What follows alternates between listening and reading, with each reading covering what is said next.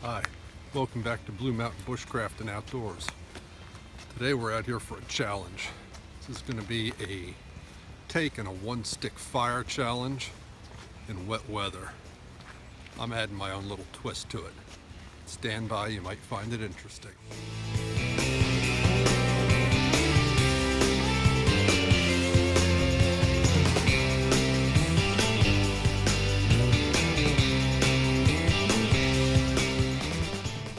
Okay, so recently a challenge was put out to do a one-stick fire in wet conditions.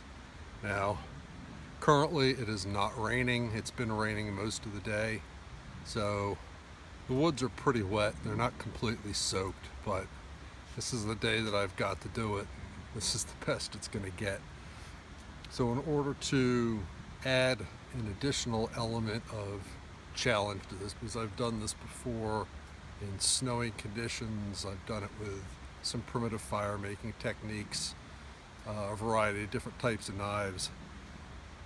I thought I'd do one today just using EDC equipment, stuff that I carry in my pocket every day, and in particular one specific tool.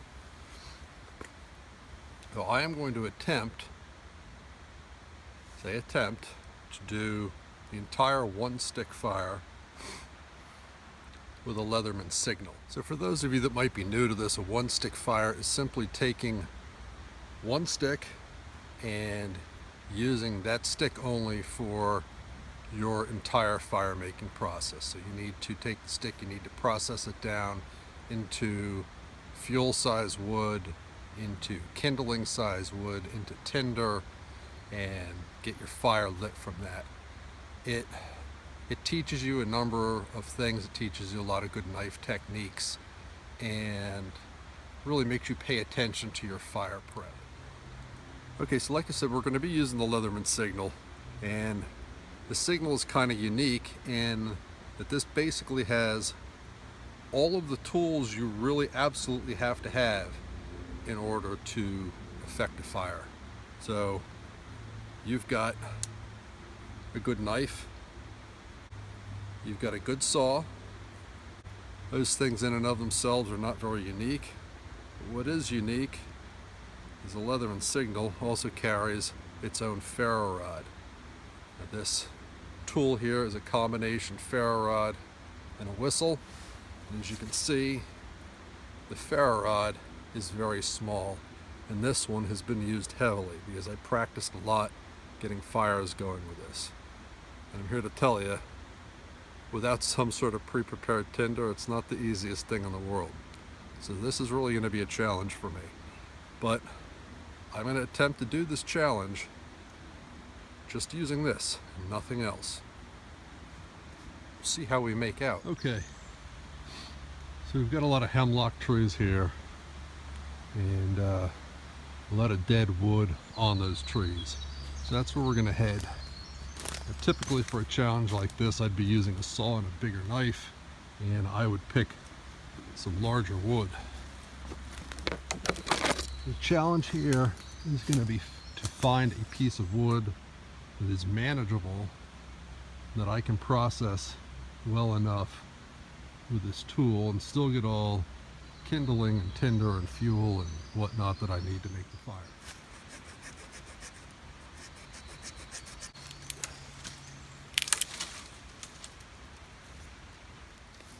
This is my stick. There's a lot of parts to this stick. And the outside of this is pretty wet. I'm not sure how useful this small stuff will be. I'm just going to have to process it down and see what we've got.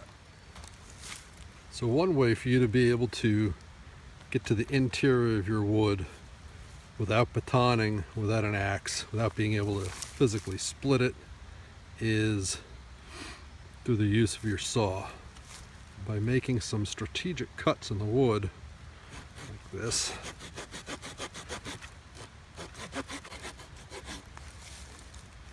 I'm going to cut it right about halfway.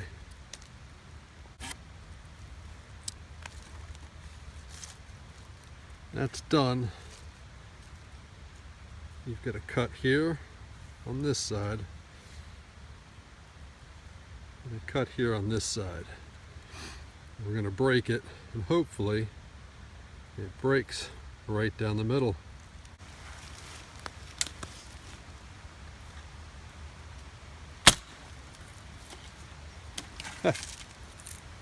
Not quite. Okay, so that didn't exactly work out the way I wanted it to, but it's wood. You never quite know what you're going to get. Okay, well, this wood is not cooperating in this fashion. Let's try something else.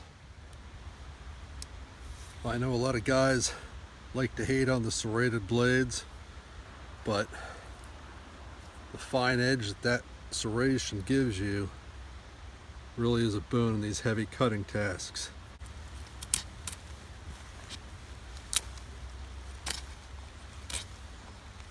And here comes the rain.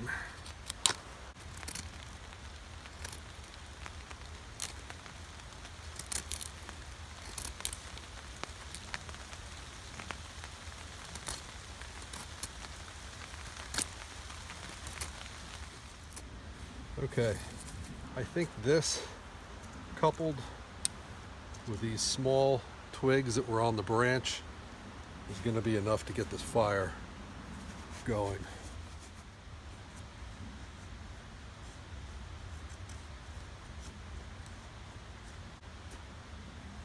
Okay, show you what I'm talking about here.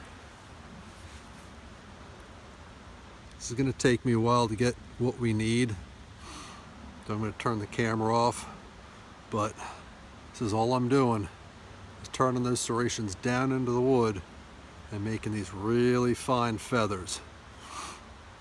That's what we need to get this thing going. Huh, and now the sun's out, just for a minute. It's a schizophrenic kind of day. Okay, so we're going to see if these preparations I've made are going to be enough. I've got a pretty big fistful of tinder. I'm hoping that I'll be able to strike that into flame with this tiny little ferro rod and not scatter it all over the place. That's going to be difficult. Okay, so for those of you that aren't familiar, like I said, there's a ferro rod built into the Leatherman Signal. To access it, you just open it up, pull back this little spring-loaded arm, push out, and you get your ferro rod. From there, we're going to close this back up, lock the arms together so it's not flopping around, and extend the saw. Back of the saw is really sharp and throws pretty good sparks off of this little thing. I don't know. I'm just going to get right down in here.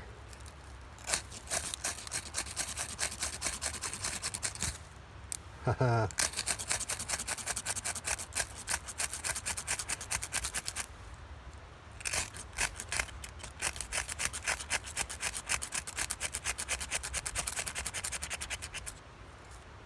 Oh boy.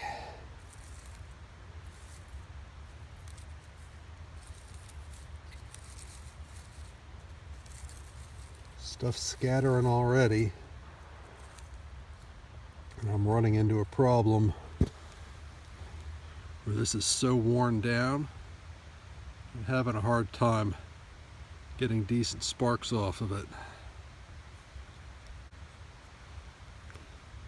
Let's see if I can trim these sides down a little bit on this plastic holder and get access to more of this ferro rod. I have a spare.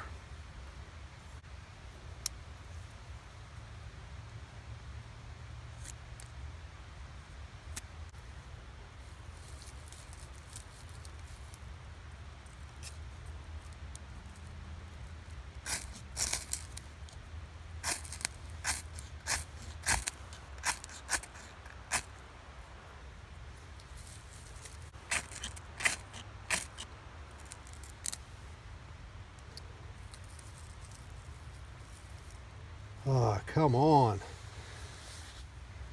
All right, let's try it again.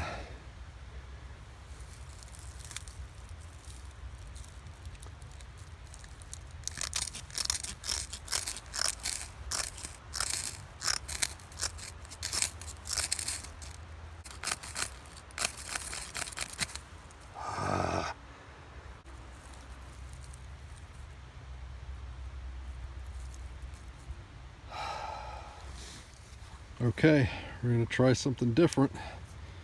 Just whipped out this fuzz stick using the knife blade. See if I can just get that going and put the rest of the kindling on top of that. I don't know.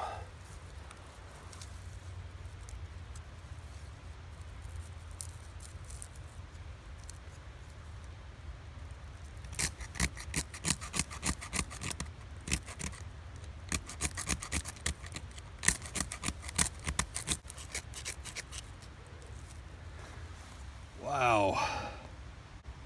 Well, I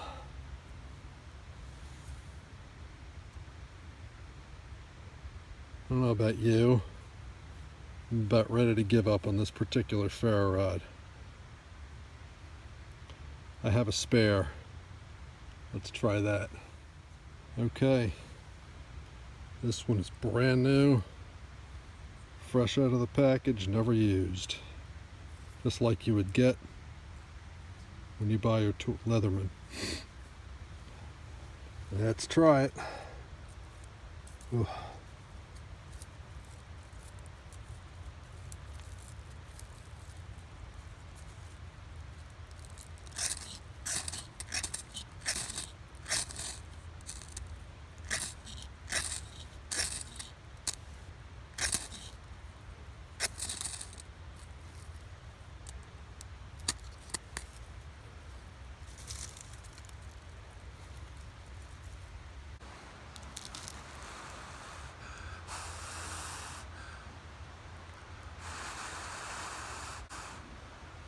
Oh. Let's try it again.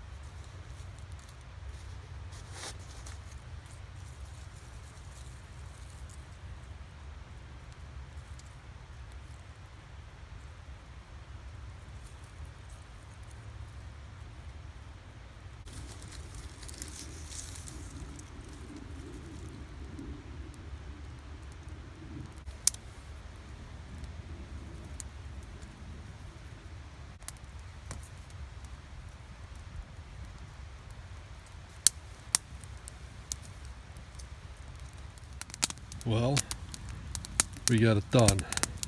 That was probably one of the more difficult fires I've ever made, though. That was a lot of work, and quite frankly, I wasn't sure I was going to be successful there towards the end. Alright guys, this wasn't really intended to be a Leatherman Signal review, although I'm not sure what much more of an endorsement I could give it, other than coming out here and doing what I just did with it in the conditions that I did it in. This thing is fantastic. It's really become an invaluable piece of my ADC kit. I really like this thing quite a lot. And as you saw, while it's not the ideal survival tool, it's definitely effective if you do your part. Just make sure you get at least one extra of these. Keep the fresh one in the Leatherman. Take the extra one out and practice your rear end off with it, so you know how to use it and learn how to use the tool. If you spend some time with it, you see how versatile it is. It does a one-stick fire in wet conditions. That's pretty awesome. Well, I think I'm just going to have my tea and call it quits. Enjoy the rest of the afternoon.